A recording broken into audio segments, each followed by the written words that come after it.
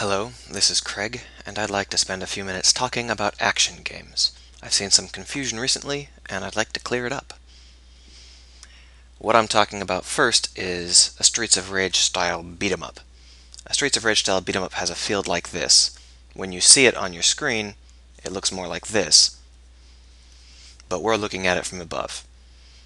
What you have is you have a hitbox that's fairly large, and you have a half-second walking radius, which is usually about the same size as your hitbox. Enemies can have larger hitboxes with smaller walking radiuses, or alternately, they often have smaller hitboxes with larger walking radiuses. Uh, but this sort of game isn't just about the hit radius and the hitbox and the radius. It's about the amount of space that the enemies can control and how fast they can control it, as compared to how you control space. So let's say this guy here is a ninja. He has a short-ranged attack that's extremely fast. It's his stab attack, and if you are in there, you get stabbed. It happens fast enough that you can't see the frame animations and block, not realistically, maybe if you're very, very good. But if you're in this region, you're probably going to get stabbed, and unless you're already blocking, you're going to get hit. So typically the way you handle this is you either attack from the back, or you come up from the side for a grab, or you perform an attack that is longer ranged than the attack he has.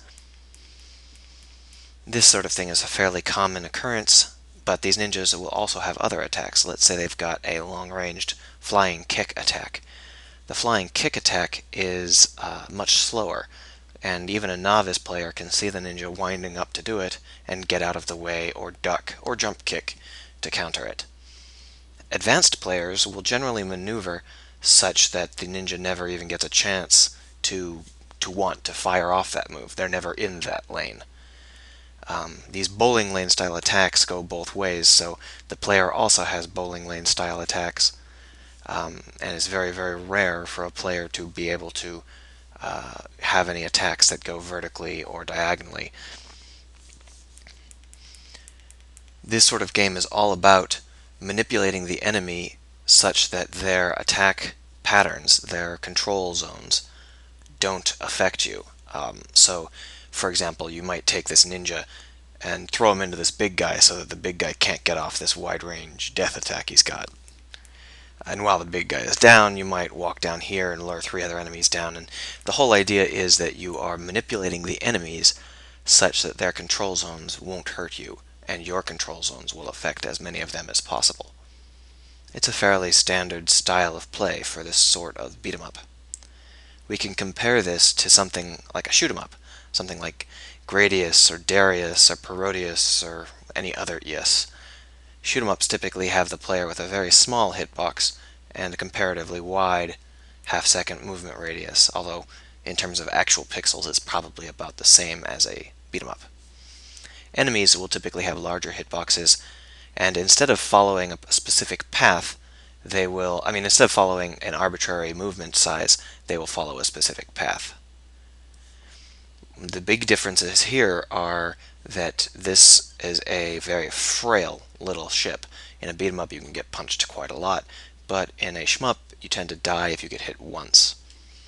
Because of this, a shmup concentrates more on dodging the enemy's control zones rather than on manipulating the enemies into having the correct control zones or lack of control zones.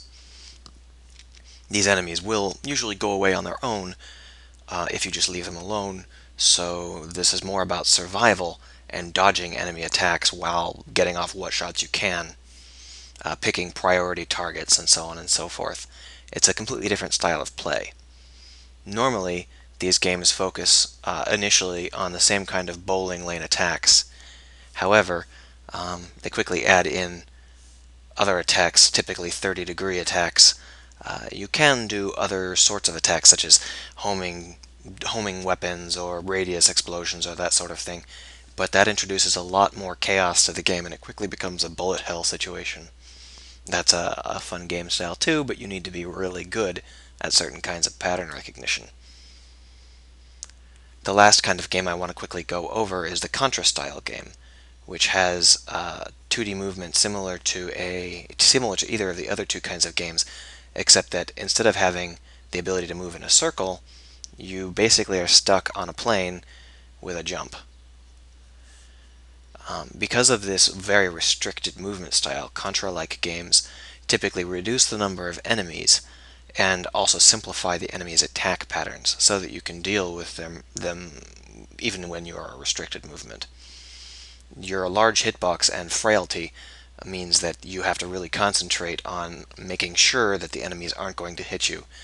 In sometimes this will be jumping over an attack or ducking an attack, but more frequently Contra-like games feature platform-like elements, and what you're really doing is you're trying to find the correct position on the platform where the enemy can't hit you, and you can hit the enemy. This means that the highly limited movement, the game designers take advantage of that and allow it to be part of a level. They introduce terrain, and you proceed through the terrain while attacking your enemies and being harassed by them. This means a lot of people say that Contras have a lot in common with like a crossover between a beat 'em up and a shoot 'em up, but in honesty, they're more like a shoot 'em up crossed with a platformer. Any way you run it, these are three very different styles of games. If I had to summarize them, I would say that the Contra-like is about moving through terrain while being harassed by enemies. The shmup is about dodging the enemy's control zones while getting in shots that you can, and the beat 'em up is about manipulating the enemy into having the proper control zones or lack of control zones. Although they graphically often look quite similar, they're very different games, and your thumbs know the difference instantly when you start playing them. It's sort of like mistaking one for another is sort of like mistaking Texas Hold'em poker for blackjack. They're completely different games, and I just thought I would mention it in passing.